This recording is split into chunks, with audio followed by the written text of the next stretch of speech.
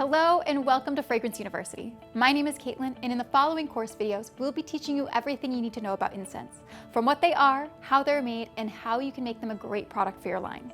Let's start with an introduction. Incense is a biological plant material that produces aromatic smoke when burned. This material consists of various barks, resins, and flowers depending on its country of origin. Incense itself comes in many forms and has many names depending on its composition. They're made in stick, cone, coil, and even powder form. Oftentimes, the sticks themselves are referred to as incense, but they're known by different terms around the world. In India, they're called agarbatti. In China, joss sticks. The word incense is derived from the Latin word incendere, which means to burn.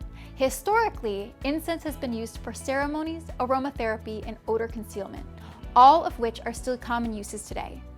Depending on their ingredients, they can even be used as natural insect repellent.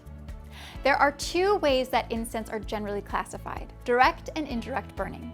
Direct burning incense are probably the ones that you're most familiar with. They work by having a flame applied to them that's then put out to produce embers that slowly burn through the incense. As it burns, an aromatic smoke is released.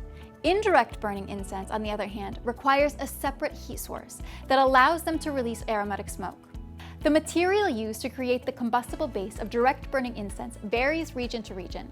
Common ingredients include charcoal, tree bark, and resin.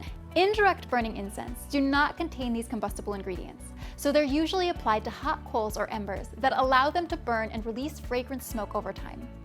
You can find incense sold for many different purposes around the world.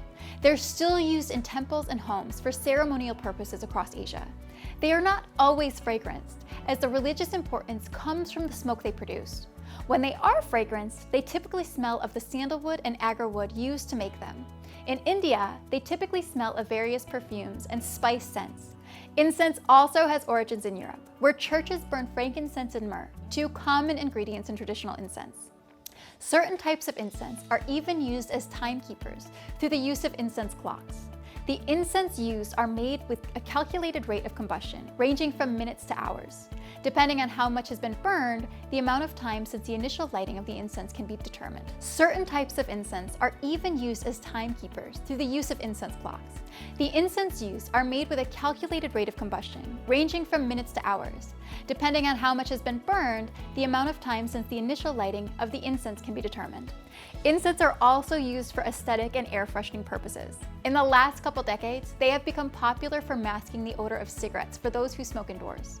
With the rise in popularity of new age healing techniques, many fragrance enthusiasts have switched from using candles and air fresheners to incense because of the sense of event that lighting an incense provides. Here in the USA, incense gained traction with the hippie generation of the 60s, as new age healing and Far Eastern culture became popular in the States. You could purchase incense in many fragrances and color variations from almost any gas station. This remains the case here today. We'll take a closer look at why incense has become so sought after in the next video. But until then, that's all for now. Be sure to stay tuned for all of fragrance use following incense course videos to learn about the different types and how they're made. My name is Caitlin, and thanks for watching. We'll see you in the next one. Bye.